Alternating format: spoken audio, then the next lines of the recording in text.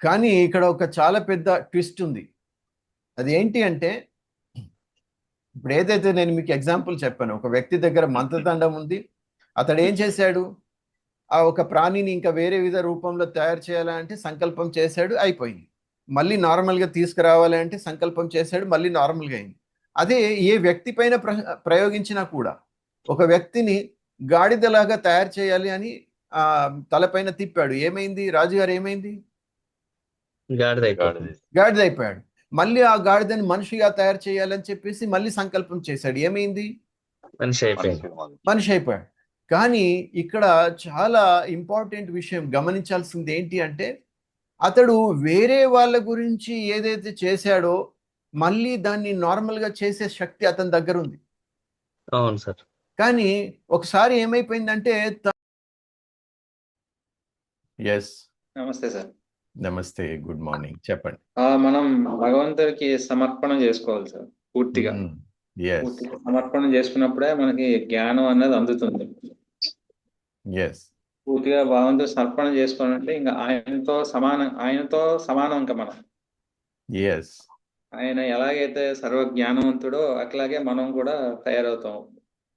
అవును, అలాగే ఆత్మ పరమాత్మ అని ఈ రెండు జ్ఞాన స్వరూపాలు, వాటికే మనం అంకితం కావాలి. ఏదైతే ఈ శరీరం ఉందో ప్రకృతితో సంబంధించిన, ప్రకృతి ఎలా మారుతుందో శరీరం కూడా పుట్టి పెరిగి చచ్చిపోతుంది.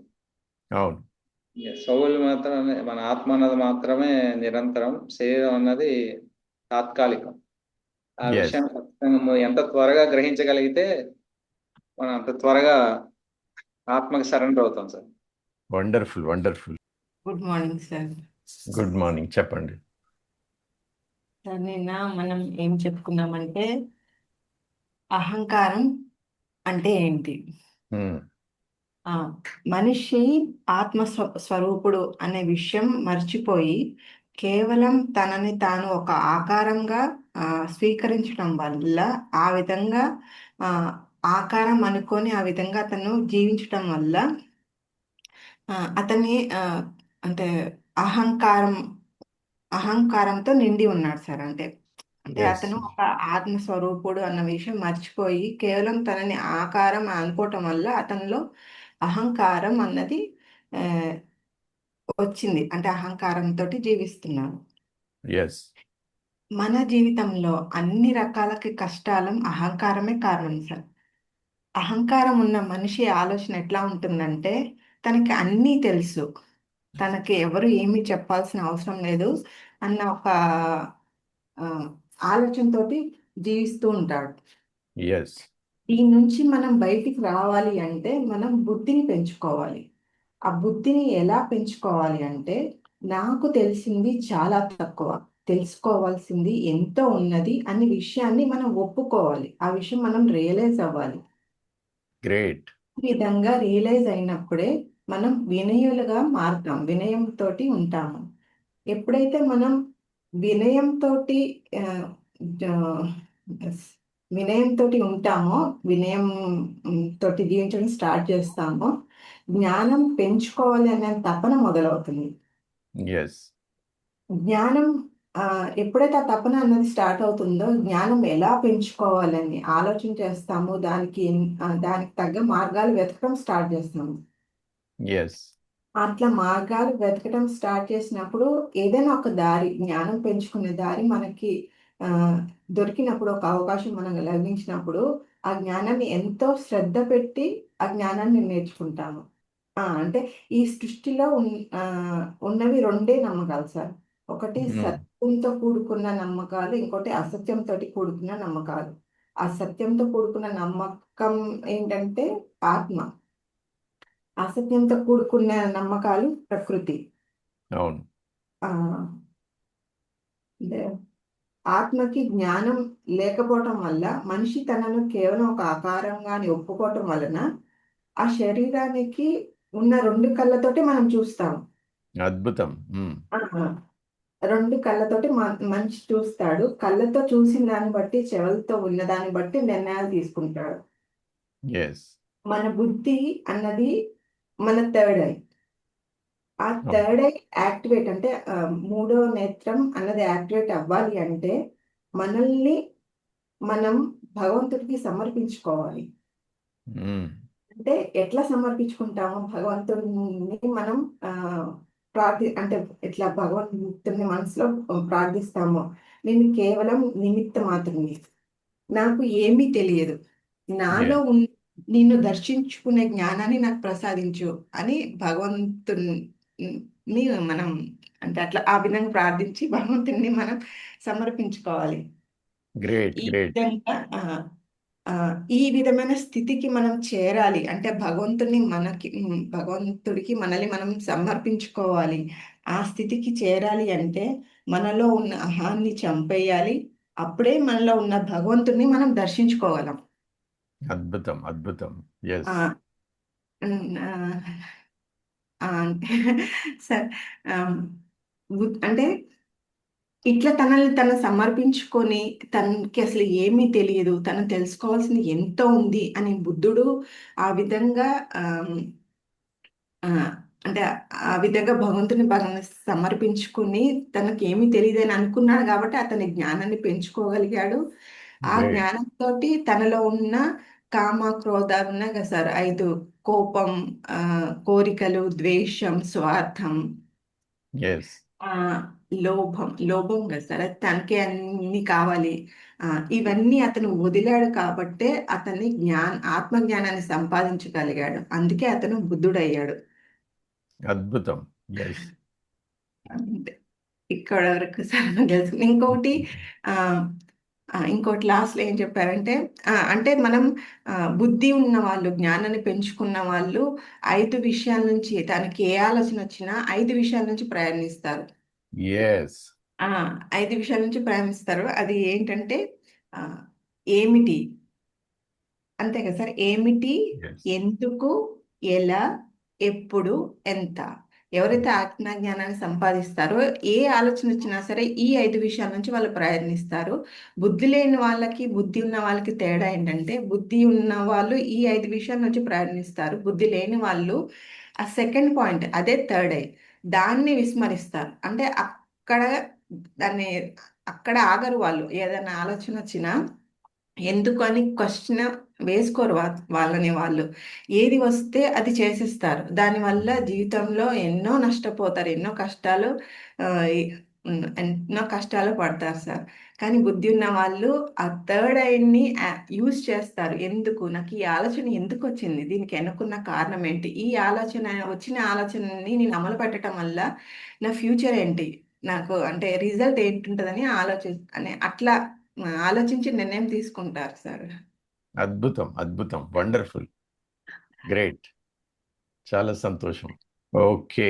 సో ఈరోజు ఇంకా అద్భుతమైనటువంటి విషయాలు మనం తెలుసుకోబోతున్నాం.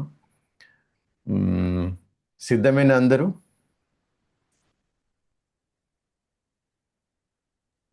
దయచేసి ఎవరు కూడా మొబైల్ ఆన్ పెట్టేసి వేరే పనుల్లో నిమగ్నం కావద్దు. ఇంత మంచి ఛాన్స్ భగవంతుడు మనకి ఇచ్చినప్పుడు దాన్ని యూజ్ చేయండి. వీలైతే మీరు కంఫర్టబుల్గా ఉంటే వీడియో ఆన్ పెట్టండి. సో దాని ద్వారా మీరు ఎక్కువగా రిసీవ్ చేసుకోగలుగుతారు, అటెన్షన్లో ఉంటారు. ఓకే, ముందుకెళ్దాం. సో నిన్న మనం బుద్ధి నేత్రం యొక్క పవర్ ఏంటి దాని గురించి మనం తెలుసుకున్నాము. మొన్న కూడా బుద్ధి ఉన్న వాళ్ళ క్వాలిటీస్ ఏంటి, లేని వాళ్ళ క్వాలిటీస్ ఏంటి దాని గురించి మనం చెప్పుకున్నాం. అయితే ఒక విషయం స్పష్టం అవుతుంది, ఏంటి అంటే మానవుని వద్ద భగవంతుడు ఇచ్చినటువంటి శక్తి అనేది ఏదైనా ఉంది అంటే అది కేవలం బుద్ధి మాత్రమే. ఇది అందరికీ మనకు తెలుసు. నార్మల్గా బయట ప్రాణి, పశువులు, జంతువులు మరియు మానవుని మధ్య కేవలం ఒకే డిఫరెన్స్ ఉంది, ఒకే భేదం ఉంది. అది మనిషి వద్ద ఈ బుద్ధి ఉంది.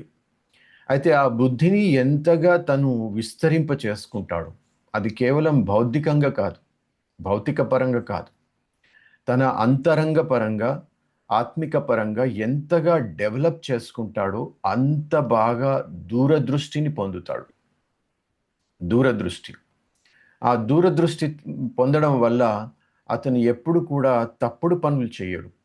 ఎందుకు అంటే జీవితం అంటే ఏదో ఒక రోజు ముగిసిపోయేటువంటి సందర్భం కానీ లేదా ఒక ఘటన కానీ అలాంటిది కాదు. ఇది నిరంతరం సాగుతున్నటువంటి ప్రయాణం. ఈ ప్రయాణంలో మనం సురక్షితంగా ఉండాలి, ఆనందంగా ఉండాలి, ప్రోగ్రెస్ అవుతూ ఉండాలి నిరంతరం. అలా జరగాలి అంటే క్లియర్ మంచి స్పష్టమైనటువంటి చూడగలిగే దృష్టి మనకు కావాలి. ఆ దృష్టే మనకు భగవంతుడు మూడవ నేత్రం అనే బుద్ధి ద్వారా ఇవ్వడం జరిగింది. సో ఇప్పుడు ఏది చేసినా కూడా మనం 2 లక్ష్యాలను స్పష్టం చేసుకోవాలి. ఏంటి? ఒకటి,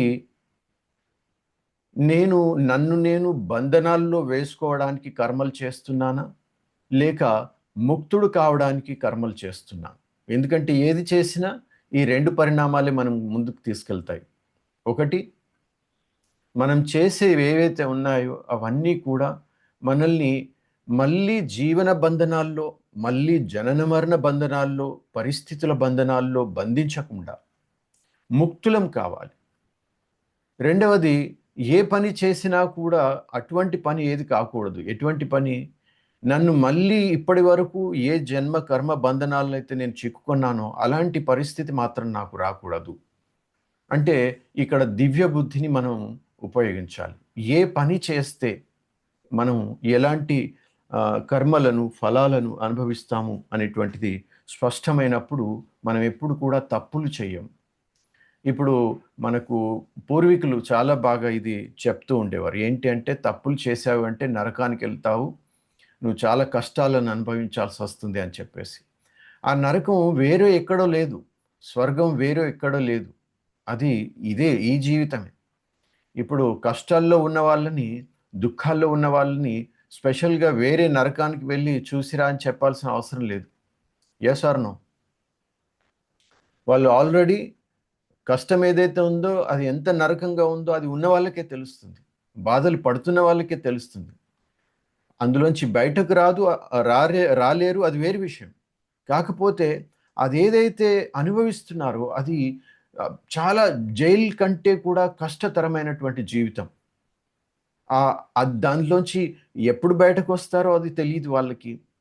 ఎన్ని రోజులు అందులో ఉండాలి బంధింపబడి అది తెలియదు.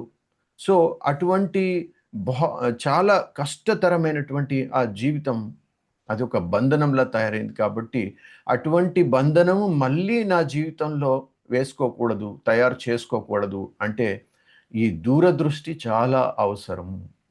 అయితే మనం శరీరం అని అనుకున్నప్పుడు స్వార్థం, ప్రతి చెడు పనికి మరియు ప్రతి చెడు ఫలితానికి ఒకే ఒక్క కారణం, అదేంటి అంటే స్వార్థం.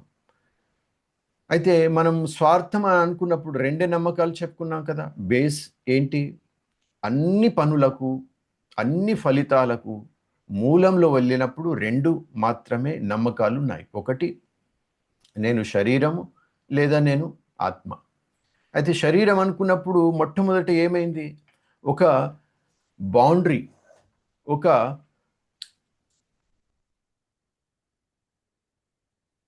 హద్దు నిర్మాణం చేసుకున్నాం. నేను శరీరం, ఈ శరీరమే ఒక హద్దు.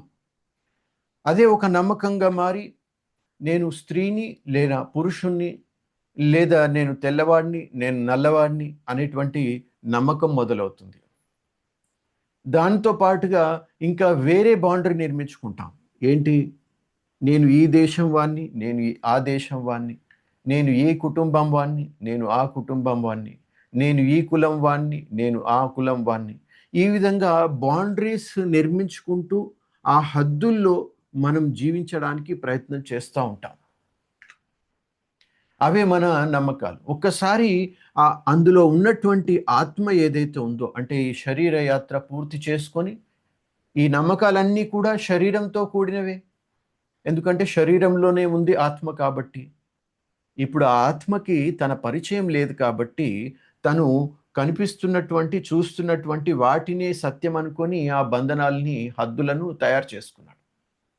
ఇప్పుడు అందులోకి ఎప్పుడైనా గ్యారంటీ ఎవరిది లేదు. ఎవరిదైనా ఉందా మన వద్ద? మీరు ఇంకా 10 సంవత్సరాలు లేదా 100 సంవత్సరాలు గ్యారంటీగా బ్రతుకుతారు, మరియు అదే రోజు అదే క్షణానికి వెళ్తారు అని ఎవరి వద్దైనా రాసింది ఉందా? గ్యారంటీగా? ఎస్? ఉందా? లేదు. అంటే ఏ క్షణమైనా కూడా ఈ ఆత్మ ఇందులోంచి బయటకు వెళ్ళవచ్చు. అలా వెళ్ళిందనుకోండి, అప్పుడు తను తయారు చేసుకున్నటువంటి ఈ హద్దులన్నీ కూడా ఏమైపోతాయి చెప్పండి? తను ఒక ఆత్మస్వరూపంలో, నిరాకార రూపంలో, ప్రకాశ స్వరూపంలో బయటకెళ్ళిపోయి. అలా బయటకెళ్ళినప్పుడు ఈ హద్దులన్నీ ఏమైపోయాయి? ఇవి సత్యమా? తన స్వరూపం సత్యమా? ఏదైతే టెంపరరీ తన జీవితంలో నిర్మించుకున్నటువంటి, తయారు చేసుకున్నటువంటి ఈ హద్దులు, ఇవి టెంపరరీ కదా! ఇది శాశ్వతం కాదు కదా! ఇప్పుడు ఈ హద్దుల కోసమే ఒకరితో ఒకరు పోట్లాడుకోవడం. దేశం యుద్ధాలు, కుటుంబం యుద్ధాలు, మనిషితో యుద్ధాలు. కారణం ఏంటి? తను అనుకున్న విషయాలే సత్యమని, అదే సర్వమని, అదే విధంగా ఇతరులు కూడా ఫాలో చెయ్యాలి అని చెప్పేసి ఆ మొండి పట్టుతో ఈ కొట్లాటలు, గొడవలు, ఈ సమస్యలన్నీ మనం చూస్తూ ఉన్నాం. కానీ నిజంగా అవి సత్యమే అవుతాయి, నిజంగా అవే శాశ్వతం అవుతాయి, మరి ఆ ఆత్మ బయటకు వెళ్ళిన తర్వాత కూడా అవి ఎప్పటికీ ఉండాలి కదా, అవే తను వెంబడి తీసుకువెళ్ళాలి కదా. అలా జరుగుతుందా? జరగదు. దీనివల్ల ఒకటి స్పష్టమవుతుంది. ఏంటి అంటే, మనిషి ఏవైతే టెంపరరీ తన యొక్క ఐడెంటిటీ తయారు చేసుకున్నాడో అది శాశ్వతం కాదు, అది టెంపరరీ మాత్రమే. అయితే ఇప్పుడు ఇందులోంచి బయటకు వచ్చిన తర్వాత చెప్పగలుగుతారా? ఆ ఆత్మ పేరేంటో చెప్పగలుగుతారా? ఆత్మ రూపం ఏంటో చెప్పగలుగుతారా? మానవ రూపంలో మనము శరీరం, ముఖాన్ని బట్టి, రంగు బట్టి, పేరు బట్టి మనం అర్థం చేసుకోగలుగుతాం ఎవరు ఏంటి అని చెప్పేసి. కానీ ఈ ఆత్మకి ఎవరు చెప్పగలుగుతారు? ఈ ఆత్మ పేరేంటి, ఈ ఆత్మ రూపం ఏంటి అని చెప్పేసి మనం చెప్పగలుగుతాం? ప్రకాశానికి రూపం చెప్పగలుగుతాం? సూర్యునికి ఏదైనా ఐడెంటిటీ ఇవ్వగలుగుతామా? అవి శాశ్వత సత్యాలు. ఇదే విధంగా మన యొక్క శాశ్వత సత్యం ఎప్పుడైతే తెలుసుకున్నామో అవన్నీ కూడా మాసిపోతాయి, సిమసిపోతాయి. ఇప్పుడు ముఖ్యంగా తెలుసుకోవాల్సింది ఏంటి అంటే, ఈ హద్దులన్నీ ఎలాగైతే చెరిపేస్తామో అలాగా మనము పరమశాంతిని, సుఖాన్ని పొందుతాం. ఎప్పుడైతే మనిషి తన హద్దుల్ని నిర్మించుకున్నాడో తన శక్తినంతా కూడా వాటి కోసమే ప్రయోగిస్తాడు. ఇప్పుడు చెప్పండి, ఒక మనిషి తన కుటుంబం గురించి చాలా చింత చేస్తాడు, చెయ్యాలి. కుటుంబంలో 3, 4, 5, 6 పరివారం ఉంటారు. వాళ్ళ గురించి ఆలోచిస్తారు. అందరూ బాగుండాలి, అందరూ సంతోషంగా ఉండాలి, కలిసిమెలిసి ఉండాలి, అందరూ ప్రోగ్రెస్ చేయాలి అని చెప్పేసి ఆలోచిస్తారు. అదేవిధంగా మనం చూసినట్లయితే ఇప్పుడు మనకు ఏదైతే ఐడెంటిటీ క్లియర్ అయిందో, నేను శరీరాన్ని కాను, అప్పుడు ఎంతగా చింత చేసేవాళ్ళం అంటే, ఎందుకు అంటే అక్కడ నా యొక్క బ్లడ్, ఏదైతే రక్తం ఉందో ఆ శరీరం యొక్క రక్తం, బ్లడ్ రిలేషన్లో ఎవరైతే ఉన్నారో వాళ్ళనే నా వాళ్ళు అని అనుకున్నాను. వాళ్ళే నా కుటుంబం, అంటే వాళ్ళు నా వాళ్ళు. అందుకని వాళ్ళ గురించి నేను ఎక్కువగా ఆలోచిస్తూ ఉన్నా. అది రెస్పాన్సిబిలిటీ. సరే, ఇప్పుడు మనకి క్లారిటీ వచ్చింది. ఏంటి? వాళ్ళు కేవలం ఒక జన్మ కోసం మాత్రమే మనం వెంబడి ఉంటారు. అది 60 సంవత్సరాలు కావచ్చు, అది 80 సంవత్సరాలు కావచ్చు, లేదా 100 సంవత్సరాలు కావచ్చు. మళ్ళీ ఆ తర్వాత ఆత్మ అక్కడి నుంచి బయటకెళ్ళి వేరే ఫ్యామిలీలో వెళ్ళినప్పుడు అక్కడ మళ్ళీ వేరే కుటుంబం వస్తారు కదా. అక్కడ తల్లి, తండ్రి, అన్న, చెల్లి అని వేరే కుటుంబం. అంటే ఆల్రెడీ ఒక ఫ్యామిలీతో మనం ఉన్నప్పుడు ఆ ఫ్యామిలీలో ఎందరైతే కుటుంబ సభ్యులు ఉన్నారో వారి గురించి మాత్రమే మనం ఎక్కువగా ఆలోచిస్తున్నాం. ఎవరితోనైతే మన బ్లడ్ రిలేషన్ ఉందో, అంటే ఫిజికల్, మన శరీరంతో బ్లడ్ రిలేషన్ ఉందో వాళ్ళ గురించి మనం చాలా బాగా ఆలోచించాం. ఇప్పుడు ఆ శరీర యాత్ర పూర్తి కాగానే మళ్ళీ మనం వేరే చోటుకి వెళ్తున్నాం. అక్కడ ఒక ఫ్యామిలీ మెంబర్గా మళ్ళీ ఒక కొత్త జీవనాన్ని సాగిస్తున్నాం. ఆలోచించండి, ఇప్పుడు శరీరం అనుకున్నాం కాబట్టి ఆ శరీరంతో ఉన్నటువంటి రిలేషన్షిప్ వాళ్ళే నా వాళ్ళు అనేటువంటి ఆలోచనతో మనం అంత సీరియస్గా ఆలోచిస్తున్నప్పుడు, ఇప్పుడు మనకి నాలెడ్జ్ దొరికింది, నేను శరీరం కాదు, నేను ఒక స్పిరిచువల్ బీయింగ్, నేను ఒక ఆత్మని, నేను ఒక శక్తిని అనేటువంటి తెలిసినప్పుడు, ఇప్పుడు నా వాళ్ళు ఎవరు, నా వాళ్ళు ఎవరు కారు చెప్పండి?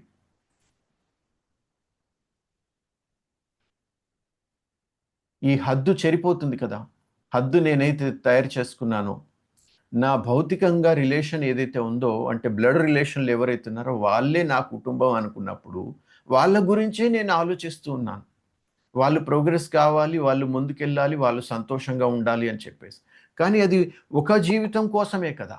మళ్ళీ ఆ తర్వాత నేను వేరే ముందు యాత్రలో వేరే కుటుంబంలోకి వెళ్ళినప్పుడు అక్కడ నా కుటుంబ సభ్యులు మారిపోతున్నారు. అక్కడ కూడా నేనేం చేస్తాను? వారి గురించి ఆలోచిస్తాను. మరి వాళ్ళ ప్రోగ్రెస్ దేని గురించి ఆలోచిస్తాను? వాళ్ళు బాగా చదువుకోవాలి, వాళ్ళు బాగా డబ్బు సంపాదించాలి, వాళ్ళు బాగా ఎంజాయ్ చేయాలి, సంతోషంగా ఉండాలి, దాని గురించి ఆలోచిస్తాను. కానీ ఎప్పుడైతే నేను ఆత్మ అని తెలుసుకున్నానో, అప్పుడు నా అసలైన కుటుంబం ఎవరు? నా అసలైన కుటుంబం ఆత్మిక బాంధవులు. ఈ ఆత్మిక బలం. సృష్టిలో ఉన్నటువంటి ప్రతి ఒక్కరు ప్రతి కూడా ఒక్కరు నా కుటుంబం. నా కుటుంబం. అర్థమవుతుందా?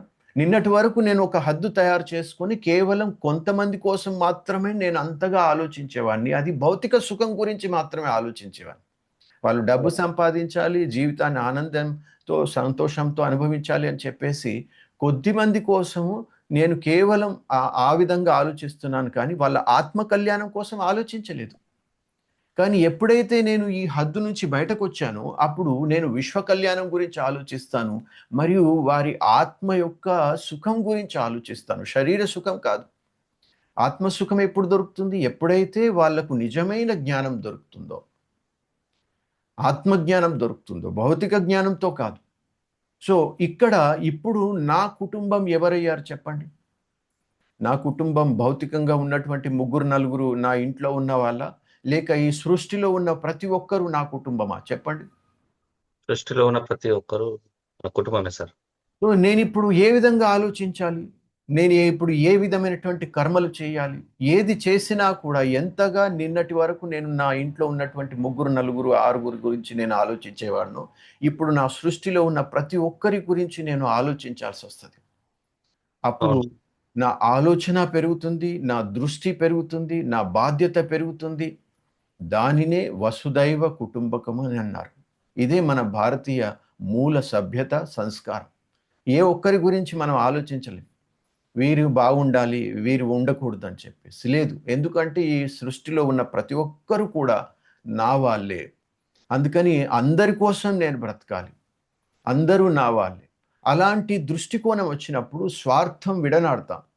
కేవలం మన కోసమే బ్రతకాలి, నా కొందరి కోసమే బ్రతకాలి అనేటువంటి భావన ఎక్కడైతే నశించిపోతుందో, విడిచిపెడతాం, అక్కడ నిస్వార్థంగా మనం ముందుకొస్తాం. అలా వచ్చినప్పుడు ఆత్మిక ప్రేమ ఏదైతే ఉందో అది మన అందరి మధ్య కూడా పెరుగుతుంది. అదే మన ప్రోగ్రెస్‌కి, మనం సుఖం, శాంతితో కలిసి ఉండడానికి మనకు హెల్ప్ అవుతుంది. సో ఈ విధంగా మనం హద్దుల నుండి బయటకు రావాలి. ఆ హద్దులే మన యొక్క ఏమవుతున్నాయి? నమ్మకాలుగా మారి అవి మన జీవితాన్ని శాసిస్తున్నాయి. క్లియర్ అయిందా? Yes sir. చెప్పండి. ఈ రోజు మనిషి దుఃఖానికి కారణం ఏంటి? కొన్ని పరిధులు నిర్మించుకోవడం. కోరికలు, మనస్తృప్తి లేకపోవడం, కారణం ఏంటి? మనసును నియంత్రించుకోలేకపోవడం సార్.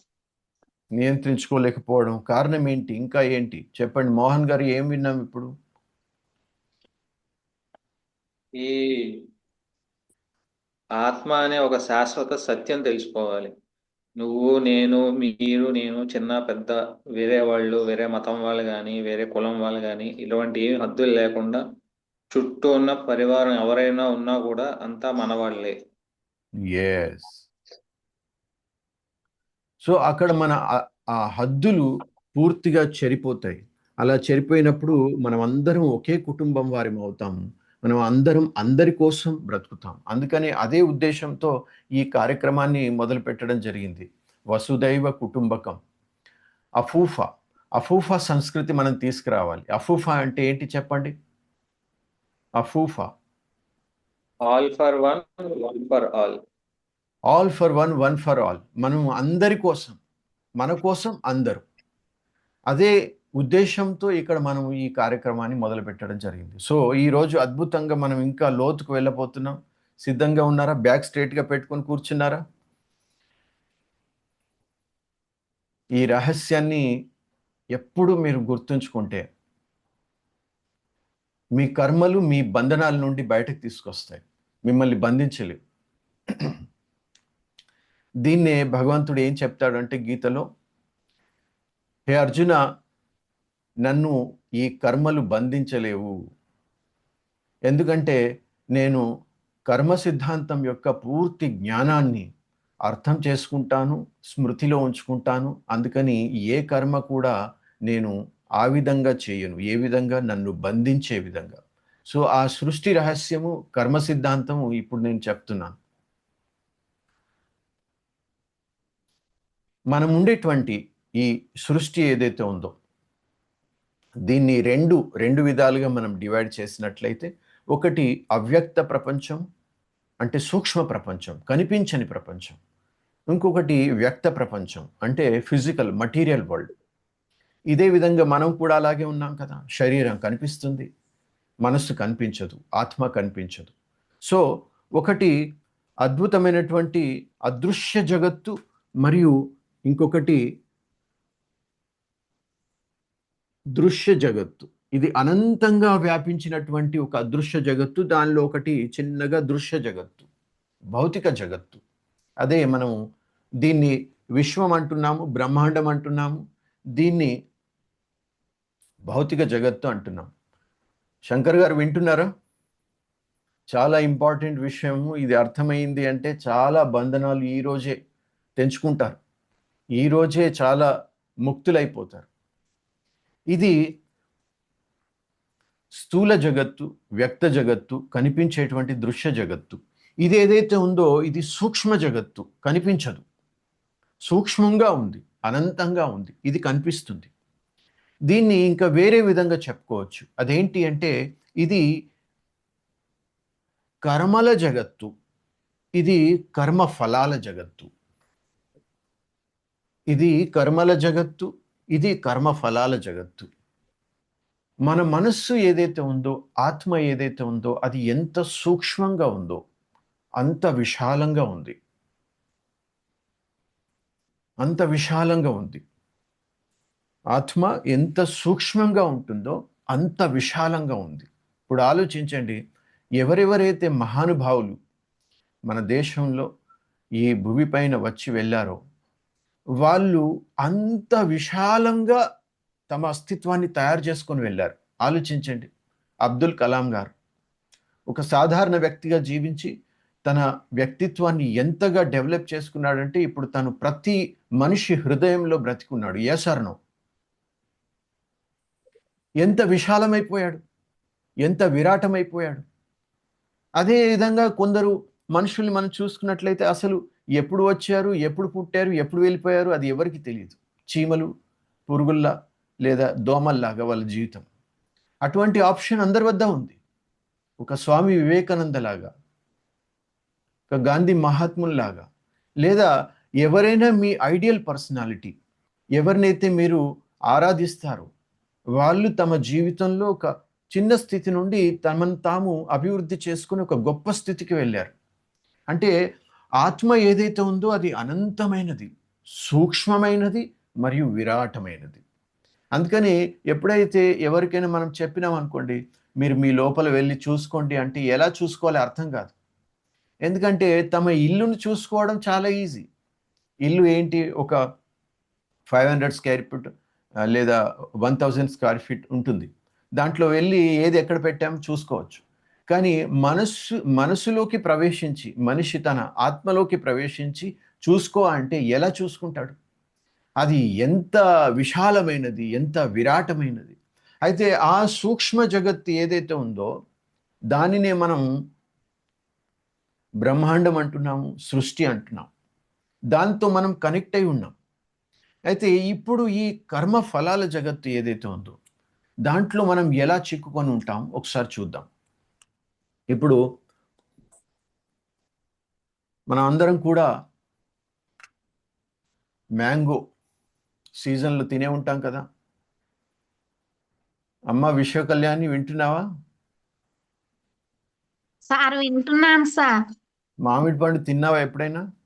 తిన్నాను సార్. మామిడి పండు తిన్నప్పుడు ఆ మామిడి పండు టేస్ట్ ఎలాగా ఉంటుందో అది మీకు రుచి జ్ఞాపకం ఉండొచ్చు కదా. తీగా ఉంటుంది సార్. తీయగా ఉంటుంది. అయితే నాకు చెప్పు ఇప్పుడు, ఆ మామిడి పండు చెట్టు ఏదైతే ఉందో, ఒక చెట్టు తన జీవిత కాలంలో ఎన్ని రోజులు బతుకుతుంది?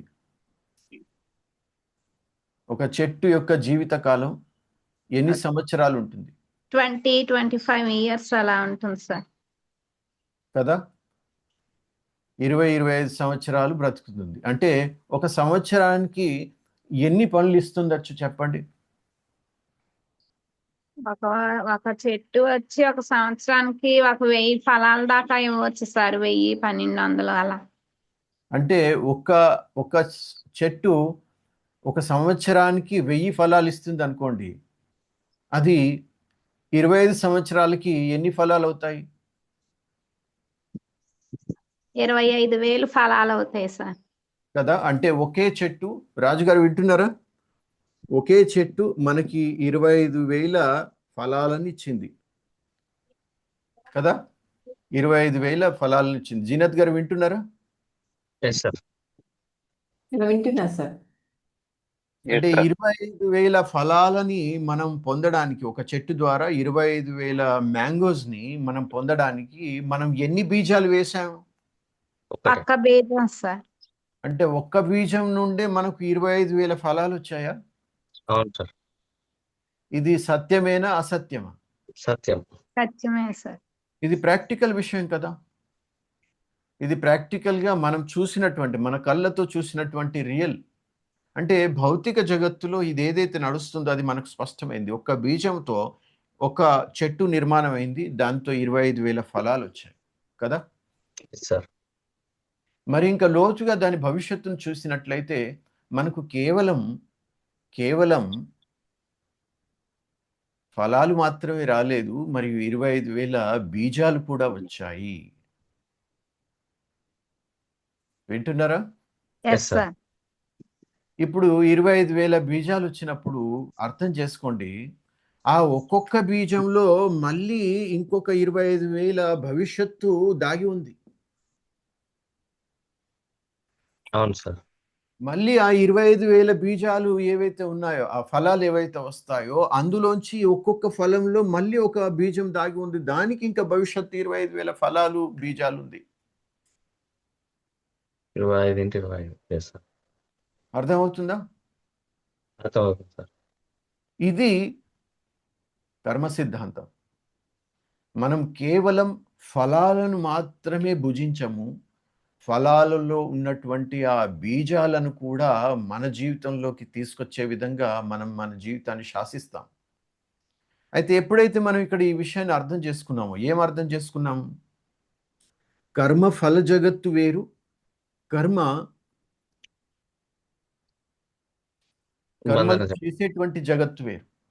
కర్మ చేసేటువంటి జగత్తు వేరు, అది మన నమ్మకాలు, ఆ తర్వాత వచ్చేది మన ఆలోచనలు, ఆ తర్వాత వచ్చేది నిర్ణయాలు, ఆ తర్వాత వచ్చేది భావనలు, ఆ తర్వాత వచ్చేది భౌతిక కర్మలు, ఆ తర్వాత వచ్చేది ఫలితాలు, ఆ తర్వాత వచ్చేది పరిస్థితి. ఓకే. సో ఈ విధంగా ఏమైంది? ఇప్పుడు మన సూక్ష్మ మనస్సులో ఉన్నటువంటి ఆ నమ్మకాలు ఏవైతే ఉన్నాయో, ఆ నమ్మకాల ఆధారంగా మనం ఈ స్థూల జగత్తులో అని భౌతిక జగత్తులో ఇప్పుడు ఏదైతే మనం అనుభవిస్తున్నామో, అక్కడ మనం కష్టాలను, దుఃఖాలను అనుభవిస్తున్నాము అంటే ఏంటి? ఫలాలను తింటున్నాం. ఇక్కడ చేసినటువంటి ఆలోచనలు, కర్మలు, భావనల యొక్క ఫలాలను ఇక్కడ అనుభవిస్తున్నాము. అవి 4 విధాలుగా అనుభవిస్తాం. ఒకటి శారీరక పరంగా సుఖము, దుఃఖం; మానసిక పరంగా సుఖము, దుఃఖం; ఆర్థిక పరంగా సక్సెస్, ఫెయిలియర్; అదే రిలేషన్షిప్లో మంచి సంబంధాలు, చెడు సంబంధాలు. ఈ విధంగా 4 విషయాల్లో ఇక్కడ ఈ ఫలాలను అనుభవిస్తూ ఉంటాం. భౌతిక జగత్తులో ఫలాలను అనుభవిస్తూ ఉంటాం. ఎప్పుడైతే ఫలాలు అనుభవిస్తూ ఉంటారో అదే విధంగా మళ్ళీ బీజాలను కూడా ఎట్ ఎ టైం మనం వేస్తూ ఉంటాం, మనకు తెలీదు. ఏ విధంగానైతే మనం ఏదైనా వస్తువు కొనుక్కు రావాలి అంటే కొట్టుకెళ్ళి అక్కడ వాళ్ళతో రిసిప్ట్ అడిగినప్పుడు నాకు దీనిది బిల్ తయారు చేసి ఇవ్వు అన్నప్పుడు అతను బిల్ ఒరిజినల్ది పైన రాసిస్తాడు, ఆ తర్వాత కింద జిరాక్స్ అవుతూ ఉంటుంది. అవునా కదా? ఎస్. అతని దగ్గర డూప్లికేట్ బిల్ ఉంటుంది, మన వద్ద ఒరిజినల్ ఉంటుంది. అదేవిధంగా ఏదైతే ఇక్కడ మనము ఇప్పుడు ఉన్నటువంటి పరిస్థితి ఏదైతే ఉందో దాన్ని అనుభవిస్తున్నామో అట్ ఎ టైం మళ్ళీ అదే సమయంలో అది మన సబ్కాన్షియస్ మైండ్లో అది కాపీ పేస్ట్ కూడా అవుతుంది. అవును. స్పష్టమవుతుంది ఆ విషయం? అవును. అంటే ఇక్కడ మనం బీజం వేస్తున్నాం, ఇక్కడ ఫలం తిన్నాము, ఆ ఫలం తిన్న దానిది బీజం ఇక్కడ వేసేసాం ఎట్ ఎ టైంలో. ఇప్పుడు అది బీజం ఏ ఫలం అయితే మనం తిన్నామో ఆ ఫలంలో నుండి వచ్చేటువంటి బీజానికి అధికారి ఎవరు? ఇతరులు కారు, మనమే మనమే. అవుతాం. నిజమే. అయితే అది ఏదైతే బీజం పడిందో అది తప్పకుండా ఏ సమయంలోనైతే దానికి నీరు దొరుకుతుందో అది మళ్ళీ ఫలంగా తయారై ఇక్కడ ముందరకు వస్తుంది. అది మళ్ళీ మీ ముందరకు వచ్చినప్పుడు ఏమవుతుంది? మళ్ళీ మీరు తినాల్సి వస్తుంది. అలా తిన్నప్పుడు మళ్ళీ అందులోంచి మళ్ళీ ఒక బీజం వస్తుంది. ఆ బీజం మళ్ళీ వేస్తావు, దానికి ఫలాలు వస్తాయి. ఇప్పుడు ఆల్రెడీ పెంచుకున్నటువంటి బీజాలు ఏవైతే నింపుకున్నటువంటి బీజాల ఫలాలే మన జీవితంలో ఉన్నటువంటి కష్టాలు, దుఃఖాలు ఇవన్నీ కూడా ఆల్రెడీ ఫలాల రూపంలో ఉన్నాయి. ఇప్పుడు ఆ ఫలాలని అంటే ఇప్పుడు శరీరం కూడా ఒక ఫలం, శరీర రోగము లేక ఆరోగ్యం కూడా ఒక ఫలం, మీ తెలివి, నాలెడ్జ్, మీ యొక్క మ్యాచ్యూరిటీ అది కూడా ఒక ఫలం. అదేవిధంగా మీరు చేస్తున్నటువంటి జాబ్ కూడా ఒక ఫలం, మీరు ఉన్నటువంటి ఇల్లు ఏదైతే ఉందో అది కూడా ఒక ఫలం, మీ ఇంట్లో కుటుంబ సభ్యులు కూడా ఒక ఫలం. ఏవైతే మీరు నిర్మించుకున్నారో భౌతికంగా అవన్నీ కూడా ఫలాలు. ఇప్పుడు ఆ ఫలాలను మీరు అనుభవిస్తున్నారు, అంటే వాటితో సుఖాన్ని పొందుతున్నారు లేక దుఃఖాన్ని పొందుతున్నారు. అలా పొందినప్పుడు ఏమవుతుంది? ఈ క్షణంలో మనం ఎంజాయ్ లేదా దుఃఖం అనుభవిస్తున్నాము. అట్ ఎ టైం మళ్ళీ అదే విషయాలు మన సబ్కాన్షియస్ మైండ్లో వెళ్ళి ప్రోగ్రామింగ్ అవుతున్నాయి. అవి ఎప్పుడైతే ప్రోగ్రామింగ్ అయ్యాయో అవి మళ్ళీ మనల్ని ఇక్కడ బందీగా తయారు చేసి ఆ కర్మబంధనాల్లో బంధించి వాటిని మళ్ళీ అనుభవించేలా చేస్తాయి. ఆ విధంగా చేసినప్పుడు ఏమవుతుంది? మనలో మనము మన వద్ద కంట్రోల్ పవర్ ఉండదు. స్పష్టమవుతుందా? విషయం స్పష్టమవుతుందా? చాలా సూక్ష్మమైనటువంటిది, చాలా అద్భుతమైనటువంటి విషయం. ఈ విషయం మనకు అర్థం సార్ ఇప్పుడు చెప్పిన లాస్ట్ పాయింట్ మళ్ళీ ఒకసారి చెప్పండి సార్. చెప్తాను. మిగతా అందరికి అర్థమవుతుందా? అర్థమవుతుంది. ఏమర్థమైంది చెప్పండి. మనము అనుభవించినటువంటి ఫలాలే మళ్ళీ తిరిగి మనకు అవి సుఖ రూపంలో కావచ్చు, దుఃఖ రూపంలో కావచ్చు, మనం ఏ రూపం లోపల అయితే అనుభవించినామో అనుభవ అనుసారమే అవి మళ్ళీ మనకు వస్తూ ఉంటాయి. ఎస్. ఇంకా ఏమర్థమైంది మోహన్ గారు? ఏమర్థమైంది? ఈ కర్మఫల మనం చేసిన ప్రతి కర్మ కూడా తిరిగి ఇంకొక కర్మను సృష్టిస్తోంది, ఒక లూప్ లాగా. ఆ లూప్ నుంచి మనం బయటపడాలి సార్. ఎస్. ఇంకా ఎవరు ఏం అర్థం చేసుకున్నారు?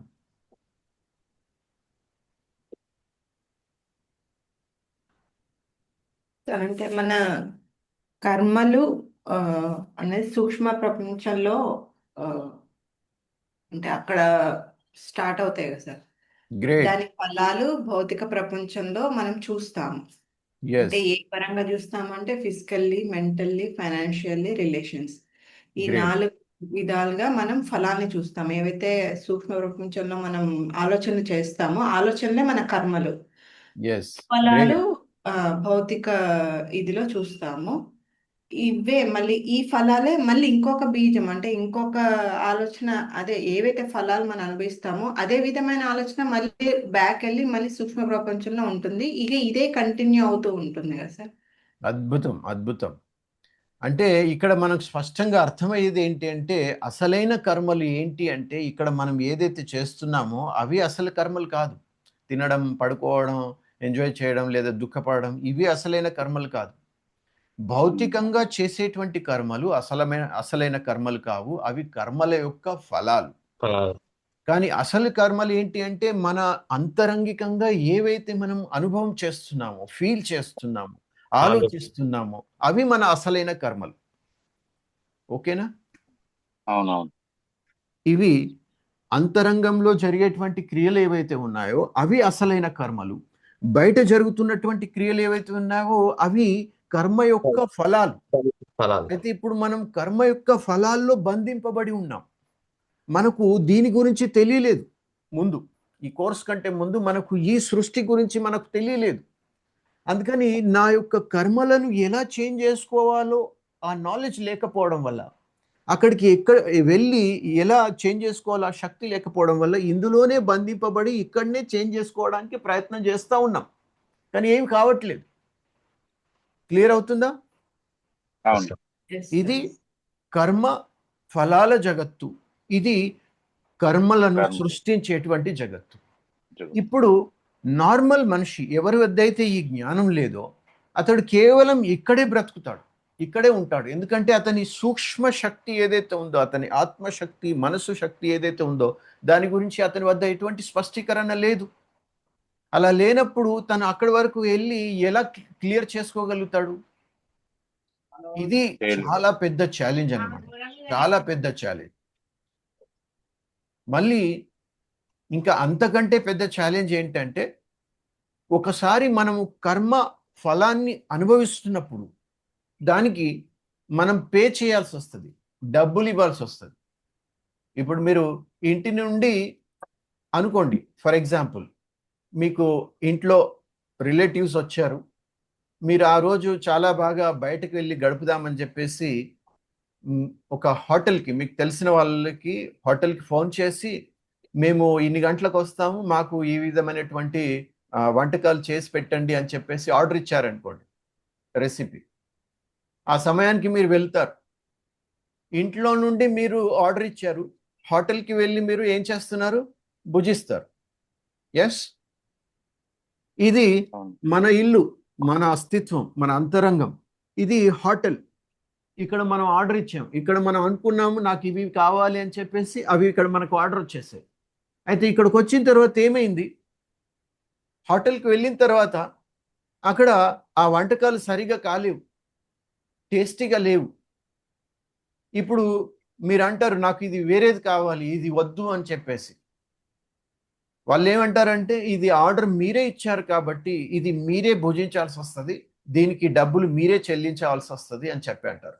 మీకు వేరే ఆర్డర్ కావాలంటే మళ్ళీ తయారు చేసి ఇస్తాం, కానీ ఇది మాత్రం మీరే తినాలి. ఎందుకంటే దీని హక్కు, దీని యొక్క అధికారం మీదే ఉంది, మీరే ఫోన్ చేసి చెప్పారు కాబట్టి ముందు డబ్బులు పే చేసి ఇది తీసుకున్న తర్వాత మళ్ళీ వేరే తీసుకొస్తాం. సో ఎగ్జాక్ట్లీ ఇదే విధంగా మనం లోపల ఏవైతే ఆర్డర్స్ తయారు చేసుకున్నామో మన మనసులో, అదే విధమైనటువంటి జీవితంలో కూడా ఆర్డర్ వచ్చేసింది, మనకి రెసిపీ వచ్చేసింది, పరిస్థితి క్రియేట్ అయింది. ఇప్పుడు ఈ పరిస్థితిని చూసి అయ్యో రామా, అయ్యో భగవంతుడా, ఇలా ఎందుకు అయింది అని చెప్పేసి మనం ఇప్పుడు దుఃఖపడుతున్నాం. కానీ ఇప్పుడు ఇది చేంజ్ కావాలి అంటే ఉన్న పరిస్థితిని ఎలాగో తినాలి. ఏదైతే ఫలం వచ్చిందో అది తప్పకుండా తినాలి. కానీ అది తింటూ అనుభవిస్తూ ఇంకా భగవంతుడా అని చెప్పేసి ఏడుస్తూ ఉన్నామంటే మళ్ళీ ఇంకొక ఆర్డర్ వెళ్తుంది, మళ్ళీ ఆర్డర్ వచ్చేస్తుంది. అది సిద్ధంగా ఉంది, ఆల్రెడీ ఒకటి తింటూనే ఉన్నావు, ఇంకొక ఆర్డర్ వచ్చింది, అది ఏంటి? అది అయిష్టమైంది వచ్చేసింది. ఇలా తింటూ ఉన్నావు, ఆర్డర్ ఇస్తూ ఉన్నావు, తింటూ ఉన్నావు, ఆర్డర్ ఇస్తూ ఉన్నావు. ఈ తినడం ఆర్డర్ ఇస్తుంది, దీంట్లోనే ఫలం తింటున్నావు, బీజం వేస్తున్నావు, ఫలం తింటున్నావు, బీజం వేస్తున్నావు, దీనిలోనే కొట్టుకు వెళ్ళిపోతున్నావు. ఎక్కడికి వెళ్ళిపోతున్నావు ఇంకా తెలీదు. ఎంతలా వెళ్ళిపోతావు అంటే అక్కడి నుంచి ఎప్పుడు రిటర్న్ వస్తావు అనేటువంటిది ఏది గ్యారంటీ లేదు. ఆలోచిస్తేనే భయం వేస్తుంది. అవును. ఇది ఎలాగంటే మానవుడు చాలా సంతోషించదగ్గ విషయం ఏంటి అంటే, మానవుడు చాలా సంతోషించాల్సిన విషయం ఏంటి అంటే అతని దగ్గర తన జీవితాన్ని శాసించేటువంటి అత్యంత శక్తివంతమైనటువంటి ఆలోచన శక్తి ఉంది, నిర్ణయ శక్తి ఉంది. ఏం విన్నారు చెప్పండి? మానవుడు చాలా డెసిషన్ పవర్ ఉంది. డిసిజన్ పవర్ ఉంది, ఆలోచన శక్తి ఉంది. ఇది చాలా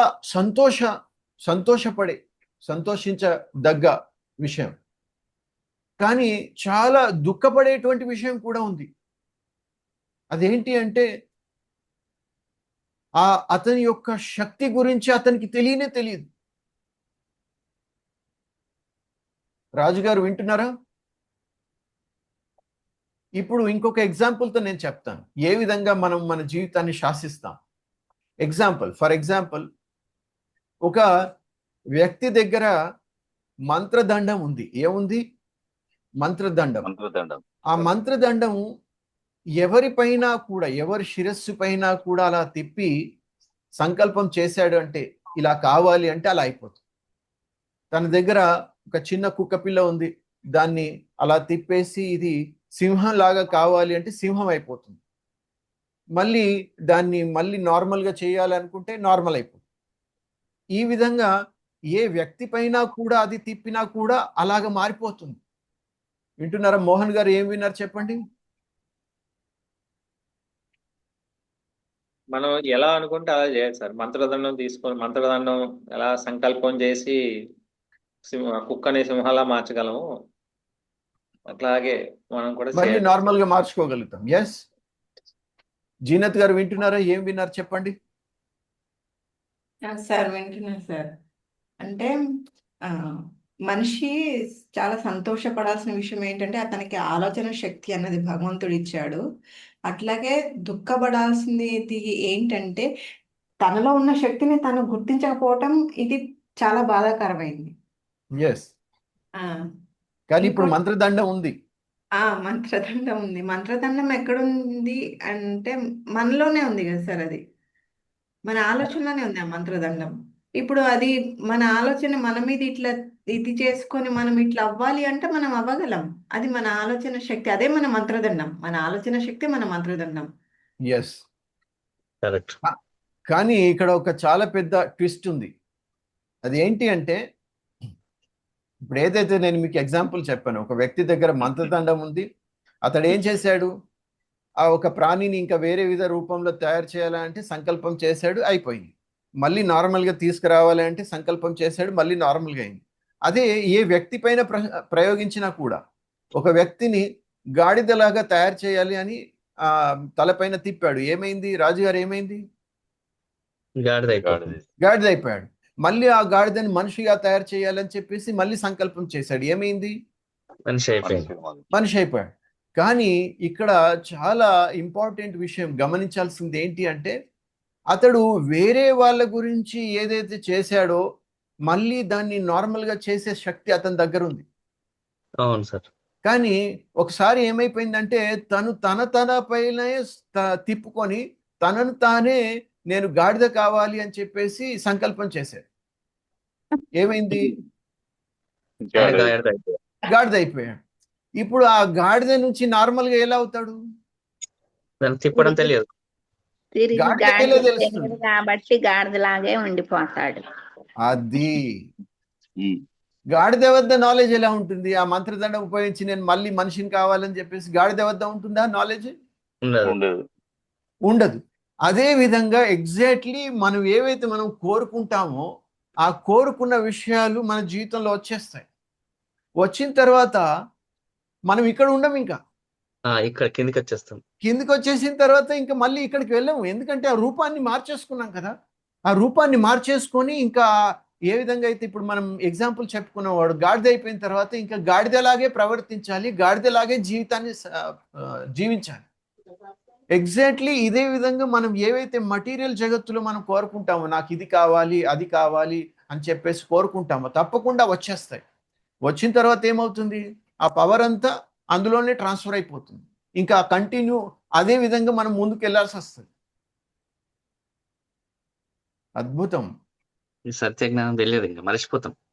అది మన నుండి మనం శాశ్వతంగా దూరం అయిపోతాం. దూరం అయిపోయిన తర్వాత ఆ స్థితిలో ఉండి ఏ అయితే కర్మలు చేస్తూ ఉంటామో మళ్ళీ అవే ఫలాలు వస్తాయి, అవే అవే ప- కర్మ బీజాలు వస్తాయి, ఫలాలు వస్తాయి, బీజాలు వస్తాయి, ఫలాలు వస్తాయి, బీజాలు వస్తాయి, కొట్టుకునే వెళ్తారు ఇంకా.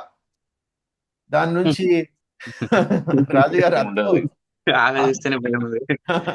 ఆలోచిస్తేనే భయం వేస్తుంది కదా. ఆ, ఆ, ఆలోచించండి.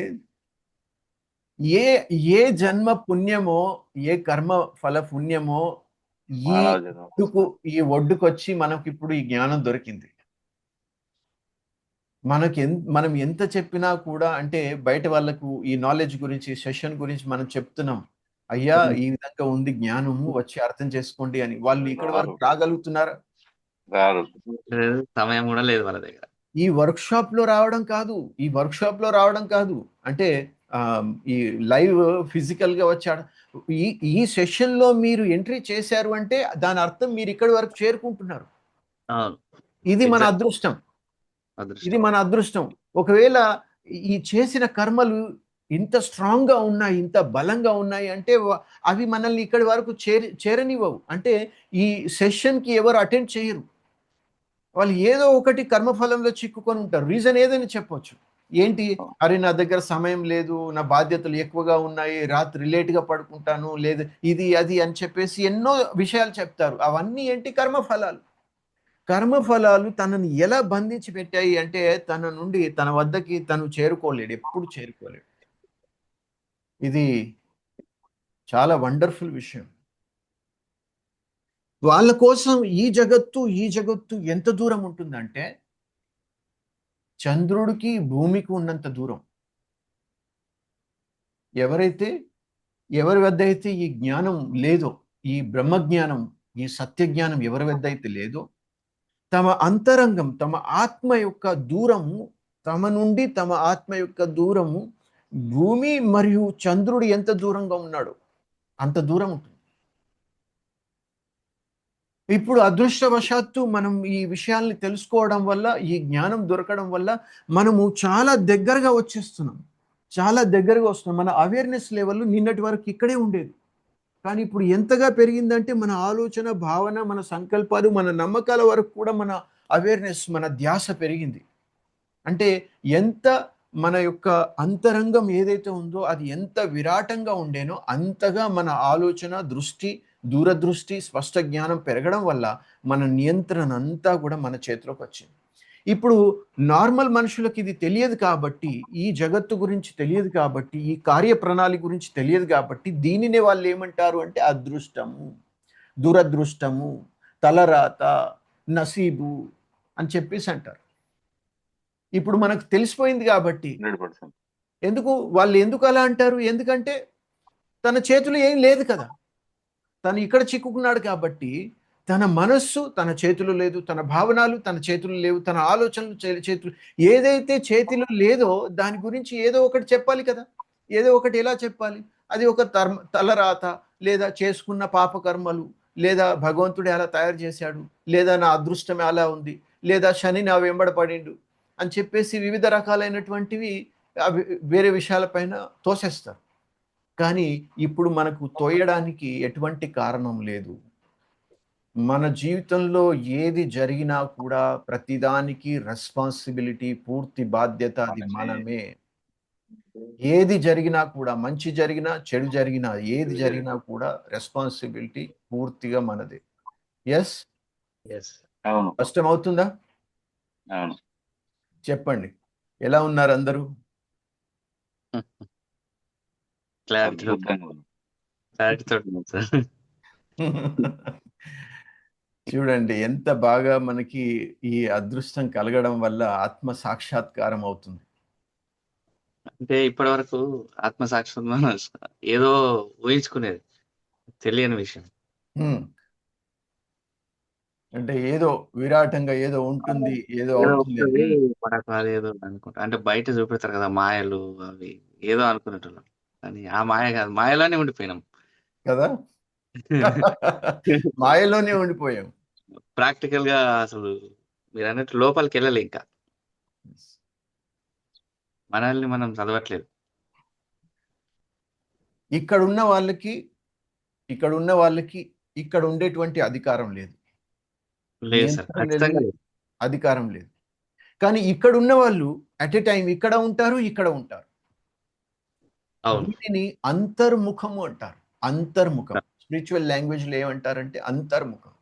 ధ్యాస అంతా కూడా మన లోపల ఏం జరుగుతుంది అనేటువంటి దానిపైన ఉంటుంది అటెన్షన్. ఎస్, ఎందుకంటే ఇక్కడ నుంచి మన జీవితం శాసించబడుతుంది, సాధించబడుతుంది కదా, కర్మ ఆ, అధికారి అక్కడి నుంచి నడుస్తుంది. అవుతుంది. సో ఇక్కడ మధ్యలో నిన్న మనం చెప్పుకున్నాం ఏంటి, భగవంతుడు అంటే ఎవరు, ఏ విధంగా మన జీవితాన్ని శాసిస్తాడు, మన నమ్మకాలు, ఆలోచనలు, ఆ తర్వాత నిర్ణయాలు, భావనలకు వచ్చేసరికి అక్కడ భగవంతునితో మనం కనెక్ట్ అవుతాం, యూనివర్స్తో కనెక్ట్ అవుతాం. భావనలు చాలా శక్తివంతంగా ఉంటాయి. ఆ భావనలతో ఒక శక్తివంతమైనటువంటి పరిస్థితి నిర్మాణం అవుతుంది. అది ఎలా నిర్మాణం అవుతుంది, దాన్ని ఎలా తయారు చేస్తాము, అందులో చిక్కుకున్నప్పుడు అభిమన్యుల్లా ఎలా మనం మరణిస్తాము, దాంట్లోంచి బయటకి రావాలి, దాన్ని ఛేదించాలి అంటే ఏం చేయాలి అనేటువంటిది రేపటి సెషన్లో మనం తెలుసుకోబోతున్నాం. Yes yes sir. సో ఈరోజు సెషన్లో మనం ఏం నేర్చుకున్నాము, సారంలో చెప్పండి.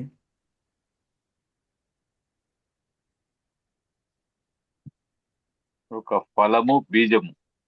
మ్మ్. ఫలాల్ని తీసుకుంటున్నాం, బీజాలని వదిలేస్తున్నాం తెలియకుండగానే. తెలియకుండానే. ఆ ఫలాలతో పాటు బీజాలని కూడా మనము గ్రహించాలి. ఆ ఫలాల వల్లనే ఆ ఫలము ఏ విధమైన ఫలము అనేది ఈ బీజమే నిర్ణయిస్తుంది. ఆ బీజం అనేది సత్యలోకం, పైలోకం. ఈ ఫలాలు ఈ విధంగా అయితే అనుభవిస్తున్నామో బీజాలు కూడా అవి శాసిస్తూ ఉంటాయి. ఎస్, ఇటు బీజాలని, ఇటు ఫలాలు. ఫలాలు అనుభవించినప్పుడు ఏ ఫలం అయితే నువ్వు అనుభవిస్తున్నావో అది బీజ రూపం లోపల తిరిగి వస్తూ ఉంటది. ఎస్, ఆ తిరిగి వచ్చినటువంటి బీజంతో పాటు ఈ ఫలాన్ని సరైనటువంటి స్థితి లోపల, అంటే సత్యలోకంలో, ఆత్మలోకం లోపల వాటిని తీసుకున్నట్లయితే భవిష్యత్తు లోపల మనం ఈ యొక్క జన్మకు పరిపూర్ణత సాధించిన వాళ్ళైతాం. అదే ఒక బుద్ధుడి రూపంలో ఒక స్థిత ప్రజ్ఞత కలిగిన వాళ్ళలాగా అవుతామని నాకు కొంచెం అర్థమైంది. Thank you so much, thank you very much.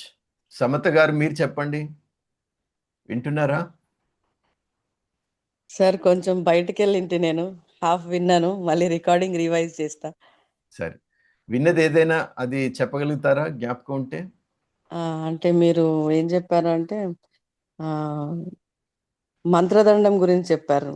మ్మ్, మ్మ్. అదే అసలైన తను కథ. తానే గాడిదగా మారిపోతాడు, మళ్ళీ తర్వాత మనిషిగా కావాలంటే కాలేడు. అంటే ప్రతి ఒక్క ఫిజికల్ యాక్షన్ కానీ మెంటల్ థాట్ కానీ ప్రతి ఒక్కటి మన లైఫ్లో ఒక ఇంప్రెషన్ వదిలేసి వెళ్ళిపోతుంది సార్.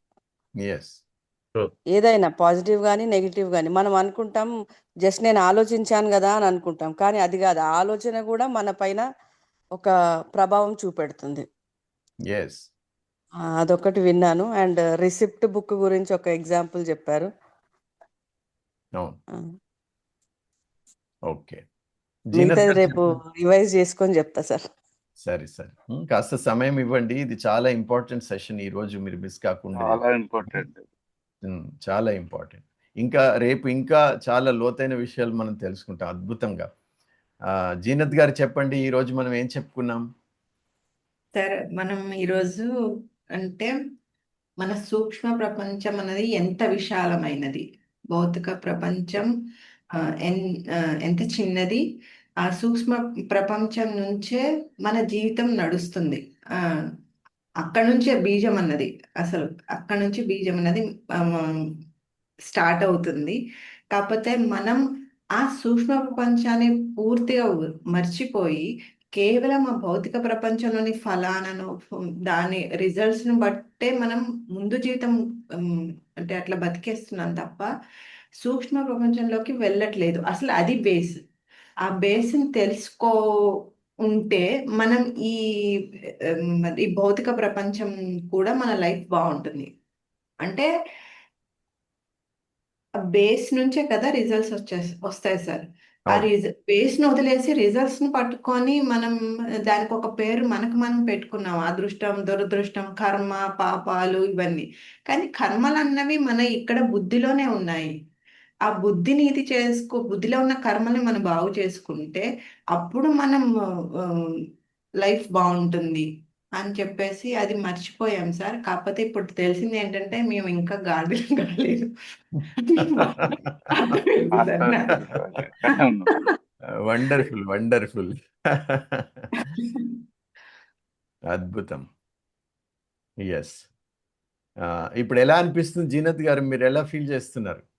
చాలా అంటే ఒక క్లారిటీ సార్. అంటే నేను మీతో చెప్పాను సార్. అంటే నాలో నీళ్ళే అంటే ఒక ఇంటర్నల్ ఫైట్ అనేది నాలో ఎవ్రీ సెకండ్. అంటే ఇప్పుడు మీరు చెప్పినట్టుగా అసలు ఎందుకు ఇట్లా అంటే ఎవరన్నా మన లైఫ్ ఎందుకు ఇట్లా ఉంది, ఇట్లా ప్రాబ్లమ్స్ ఎందుకు, లేకపోతే వేరే వాళ్ళు ఎందుకు అట్లా ఉన్నారు, ఎందుకు అట్లా బిహేవ్ చేస్తున్నారు అని ఒకటి నాలో అంటే నేను ఎప్పుడు కూడా నాలో అంటే ఒక బ్యాడ్ అని కాదు, మనలో ఉన్న థాట్స్ని మన సోల్ని ప్యూరిఫై చేసుకోవాలి, ఎట్లా చేసుకోవాలి అని ఒక నాలో నేను ఎప్పుడు ఏమంటారు సార్, ఇంటర్నల్గా ఫైట్ అంటే జిహాద్ అంటాం కదా, అది జరుగుతూ ఉండేది ఎవ్రీ టైం. దానికి నేను ఎన్నో బుక్స్ ఎన్నో ఇది చదువుతూ ఉండేదాన్ని. కాకపోతే మీతో చెప్పినట్టుగా ఆ బుక్స్ చదివేసేపు అబ్బా చాలా బాగుంది, దీన్ని ఇంప్లిమెంట్ చేద్దామా అని అనుకున్నా. అది ఒక టెంపరీగా ఉండే.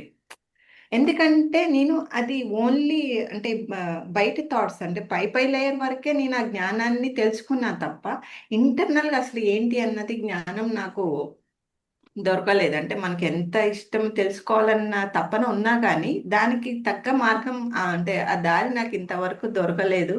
ఇప్పుడు మీ ద్వారా అది నేను నిజంగా బ్లెస్డ్ అనుకోవాలి. అది దొరికింది కాబట్టి ఇప్పుడు ఇంకా క్లారిటీగా అంటే నేను ఇన్ని సంవత్సరాలు ఏవైతే ఒక క్వశ్చన్ మార్క్ లాగా ఒక ఫైట్ ఉండేది దానికి ఇప్పుడు ఒక్కొక్కటి ఆన్సర్ జరుగుతుంది. ఆ, చాలా అంటే ఎక్స్ప్రెస్ చేయలేను సార్, అంత మంచిగా అనిపిస్తుంది. అద్భుతం, అద్భుతం. అంటే చాలా అంటాం చాలా కదా సార్, ఇప్పుడు మీరు లా ఆఫ్ అట్రాక్షన్ అది ఎంత పైన అని చెప్పేసి అని అన్నాం కదా, కానీ ఎంత మనం డీప్ గా అంటే ఇక్కడ నా బీజం ఏంటి, నేను డీప్ గా అది తెలుసుకోవాలి అని నాకు డీప్ గా అది ఒకటి ఉంది కాబట్టి నాకు ఇంకొక వే దొరికింది అని అనిపిస్తుంది సార్ నాకు. అద్భుతం, అద్భుతం. కేవలం తెలుసుకోవడం కాకుండా అక్కడ మనం అవేర్గా ఉంటూ ప్రతి సెకండ్ ఆ, అటెన్షన్లో ఉండాలి. ఎస్, అవును సార్. ఎస్. మోహన్ గారు అంటే చెప్పండి. నాలెడ్జ్ చెప్పండి. తెలుసుకోవటం ఒక్కటే సరిపోదు, అసలు నాలెడ్జ్ ని ఇంప్లిమెంట్ తెలుసుకోవటం చాలా గొప్ప విషయం. మీరు తెలుసుకోలేని వాళ్ళు, చెప్పినా కానీ అర్థం కాని వాళ్ళు ఎంతో మంది ఉన్నారు. కానీ మాకు ఇప్పుడు ఏంటంటే మేము తెలుసుకున్నాం అది డీప్ గా. అంటే ఇది ఇంకా ఫిక్స్ సార్, ఇంకా ఇప్పుడు ఈ లైఫ్ లో ఇంకెంచి ఇది పోదు. ఇంతకుముందు బుక్స్ అయి చదివినా, అంత పెద్ద గొప్ప బుక్స్ చదివినా కానీ అది అప్పుడు వరకు ఉంటే కొంత టైం వరకు ఉంటుంది, తర్వాత మర్చిపోయేవాళ్ళం. కానీ ఇప్పుడు ఇది అట్లా కాదు, ఇది ఫిక్స్ అంటే బేస్ మన ఇంక ఇది పోదు గ్రేట్. సార్. దీన్ని ఇప్పుడు ఇంత జ్ఞానాన్ని మేము తెలుసుకున్నప్పుడు అది దాన్ని అమలు చేసే శక్తి కూడా అంటే మా శక్తి ఎక్కడుంది అసలు అని ఒకటి తెలిసింది. ఆ శక్తిని ఇంకా సాధించాలి సార్. ఇప్పుడు తెలుసుకున్నాము, ఆ శక్తి తప్పకుండా, సాధించాలి. తప్పకుండా, తప్పకుండా. అద్భుతం. మోహన్ గారు చెప్పండి. సార్, ఈ మేడం చెప్పినట్టు ఆ శక్తి ఏదైతే ఉందో తెలుసుకున్నాం, దాన్ని నిజంగానే మేము సాధించాలి, మేమందరం కూడా. తప్పకుండా, తప్పకుండా. మనం అందరం సాధిద్దాం, ప్రాక్టీస్ చేద్దాం, అందరం కలిసి ముందుకెళ్దాం. విన్నారా? అదే సార్, ఈ సెషన్ అటెండ్ అవ్వడం కూడా నేను ముఖ్య కారణం అదే సార్. ఇప్పుడు ఏదైతే ఎక్స్ప్లెయిన్ చేశారో ఈ విషయాలన్నీ చాలా మటుకు నాకు తెలిసినవి, విన్నవి కూడా. కాకపోతే ఎప్పుడు పట్టుకున్నది జారిపోతూ ఉంటది. కాన్స్టెంట్ గా పట్టుకోలేకపోతున్నాను నేను ఇలాంటి విషయాల్ని, ఈ విషయాలు ముఖ్యంగా. అందుకని అటెండ్ అవ్వడం కారణం సెషన్స్ అయింది. Okay, okay.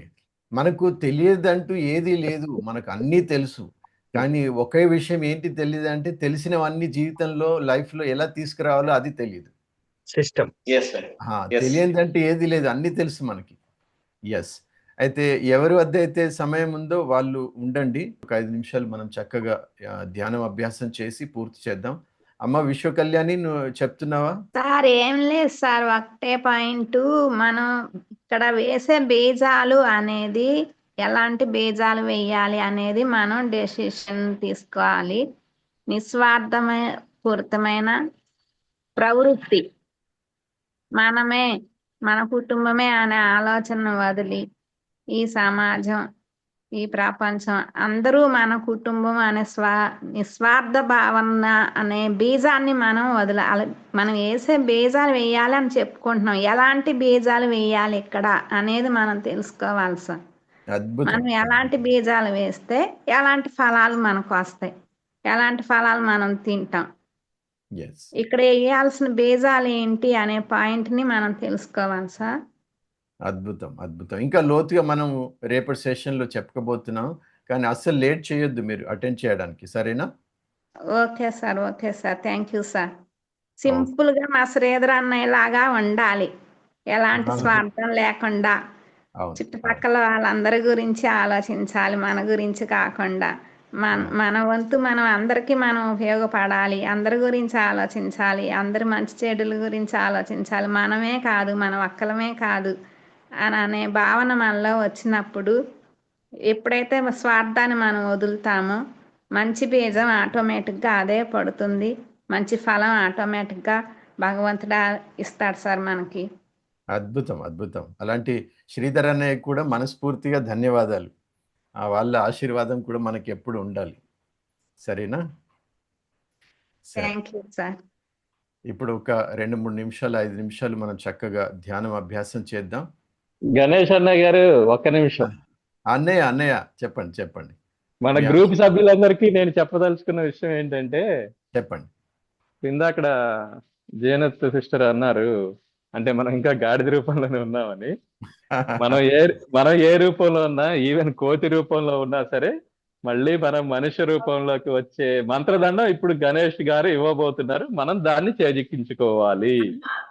సార్ అంటే మనం గాడిద రూపంలో ఉన్నామని లేదు, మనం గాడిదగా లేము అనేది రియలైజ్ అయ్యాం. అంటే అట్లా లేము కాబట్టే మనం ఈ సెషన్ కి అటెండ్ అయ్యామని ఒకటి అట్లా సార్ నేను చెప్పదలుచుకుంది.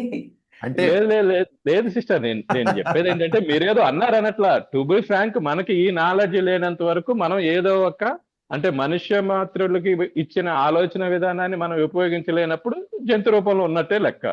ఆ దృష్టితోటి మనం ఏదైతే ఇప్పుడు గాడిద కావచ్చు, కోతి కావచ్చు, పిల్లి కావచ్చు, ఏదైనా, అంటే జనరల్ గా మనం కోతి మనిషి అనేది దగ్గరగా ఉంటది. అంటే ఆ స్టేజ్ నుంచి ఈ స్టేజ్కి వస్తామనే ఉద్దేశంతో మనం కోతి రూపంలో ఉన్న మనకి మనుష్య రూపంలో మన జన్మని సార్థకం చేసుకునే మంత్రదండం ఇప్పుడు గణేష్ అన్నయ్య గారు ఇవ్వబోతున్నారు. దాన్ని మనందరం చేజిక్కించుకుందాము అని నా ఉద్దేశం.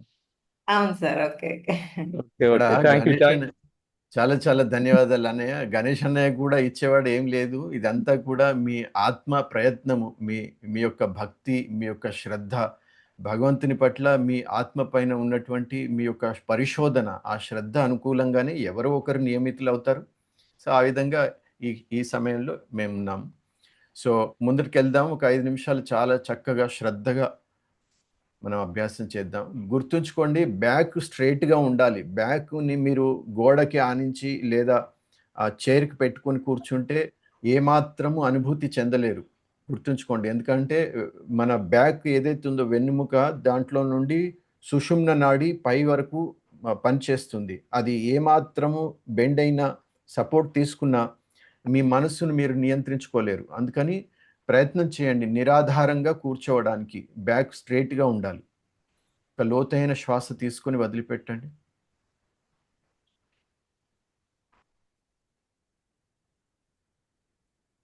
ఎలాగైతే శ్వాసలు బయట వదులుతున్నామో, శరీరము, మనస్సు మరియు ఆత్మలో ఉన్నటువంటి ఏ విధమైనటువంటి నెగటివ్ ఎనర్జీ ఉన్నా కూడా అదంతా కూడా శ్వాసలతో బయటకు వెళ్తున్నట్టుగా అనుభవం చేయండి.